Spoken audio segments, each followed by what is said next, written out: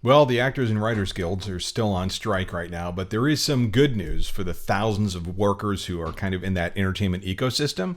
They might be getting back to work sooner on at least a couple of productions because Drew Barrymore and Bill Maher have said they're going to bring their shows back to the air even without the writing staff, which... What? No. Never mind. Regular workers are screwed. Again.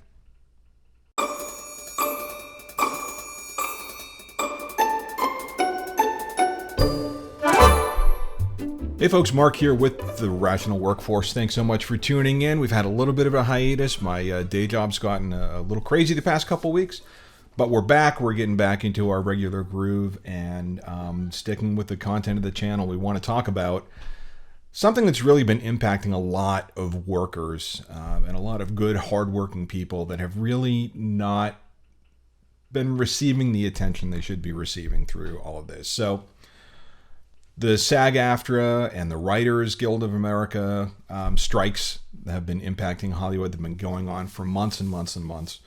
And we've seen actors, we've seen writers, we've heard all the stories from both the studios and from the two unions chime in about the rightness or wrongness of either party. Who is not getting a lot of attention, however, are the thousands and thousands and thousands of people that are in the entertainment ecosystem that also aren't working, and it has zero to do with them. I'm talking about hair, wardrobe, makeup, camera, lighting, audio, craft services, you name it. You watch a movie, you see the thousands of names scrolling at the end. Yeah, pretty much anyone that's not an actor or a writer is getting screwed sideways in this situation, and I really think it's important to shine a light on it. We've had a couple of folks that have broken rank and then quickly reversed course, which we got to talk about. And then let's just do a little bit of digging into some of the hypocrisy and lunacy that's going on. So this is a story that came out a couple months ago. Striking Hollywood workers facing evictions. Some are living in their cars. And, I wanted to scroll past some of the folks that are striking and talk about the other folks in that ecosystem that are being hurt right now. So several charitable organizations that have been supporting striking Hollywood workers with grants said they are seeing housing difficulties impact actors and writers as well as the blue-collar members, according to an account from Hollywood Reporter. Thousands of crew members, ranging from lighting personnel to makeup artists, have been forced into long-term unemployment due to the strikes, and for many non-celebrity actors, the strikes have been financially ruinous. The strike has had a massive impact on my housing situation. I worked one day in May, and since then, all the work has stopped. So you can check out the article for yourself online. You can go on and read all of it. But, stories like this are really important to be told because it humanizes and puts a face on kind of what's going on within the strike. And, I think there's a knee-jerk reaction. You kind of look at the big-name actors and the big-name writers that are out there and making noise, but it's these other people that are really paying the price. And I was heartened a couple of weeks ago because I saw a couple of celebrities that have their own shows kind of come forward and talk about how they were going to go back to work without the writers so they could have all these other people that support the show, all these other people that make these shows happen, get back to work. So the first one was Drew Barrymore. She announced that her talk show was going to return amid the strikes. I own this choice, she said in a statement on Instagram. And again, I won't go through this whole article, but this was on September 10th. And again, I think this is great. This is someone as an employer who recognizes the pain and the challenges that some of their workforce is going through and was going to take a step up and make a change. Bill Maher, however the hell you pronounce it, came out on Twitter and said, "Real time is coming back. Unfortunately, sans writers are writing. It has been 5 months and it's time to bring people back to work." Again, a sentiment that I think a lot of us can really relate to. But a couple days later, right? So Drew Barrymore announces on the 10th, she's going to bring everyone back to work. And here we are with the story on the 11th that was originally covering it, but an update on September 17th. Drew Barrymore announced on Sunday that she's pausing her daytime talk show until the Writers Guild of America strike ends. She faced backlash after announcing last week that her show would return despite the strike. So let's go back to our friend Bill. Bill, September 13th, said that it was time to bring everyone back to work. Then on September 18th, my decision to return to work was made when it seemed nothing was happening and there was no end in sight to the strike. Now that both sides have agreed to go back to the negotiating table, I'm going to delay the return of real time for now and hope they can finally get this done. Hey, that's really nice that you're hoping you can get this done.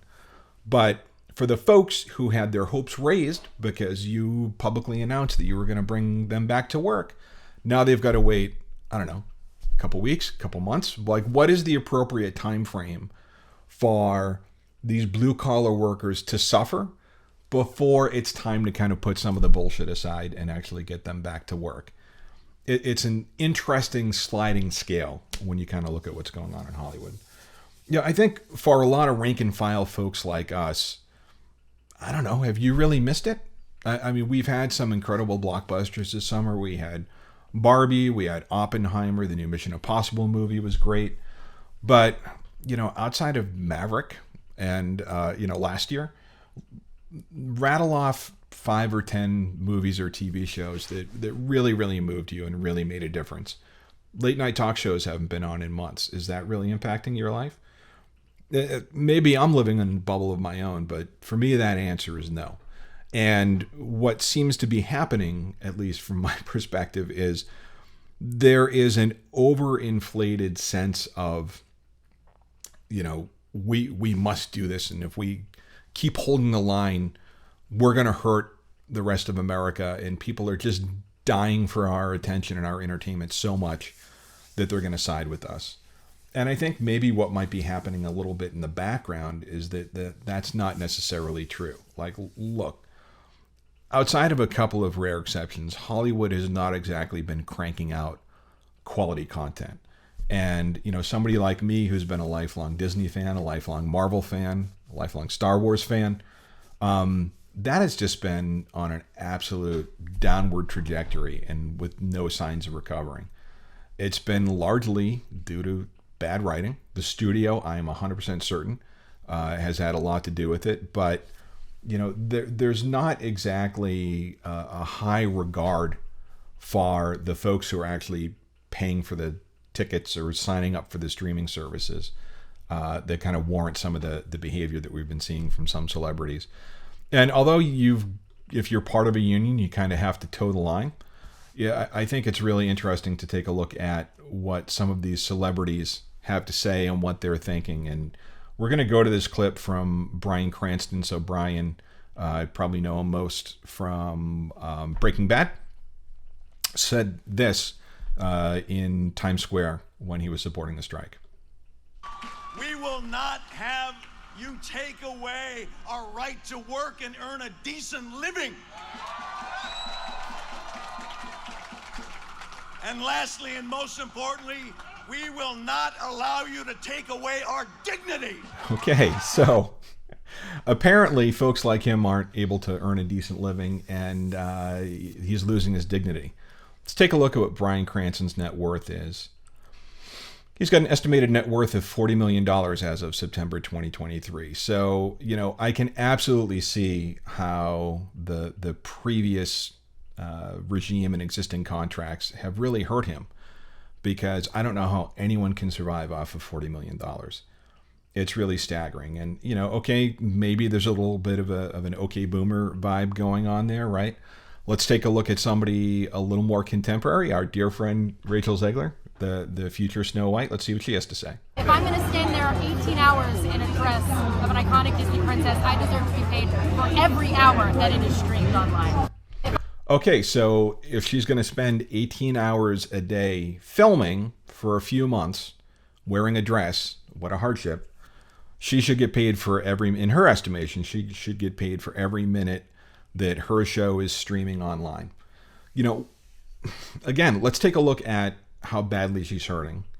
Let's see, she's got an estimated net worth of $3 million, also as of September. So, what it sounds like to me, two things are happening. One is this is an industry that's struggling to play catch up with technological changes and consumer taste changes. And guess what? Every damn business in the world has to wrestle with that.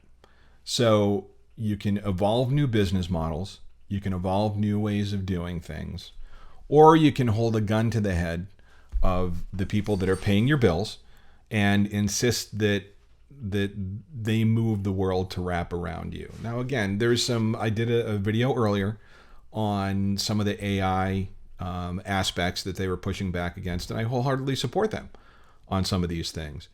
But so much of this sounds tone deaf. And look, I've been in marketing my whole career.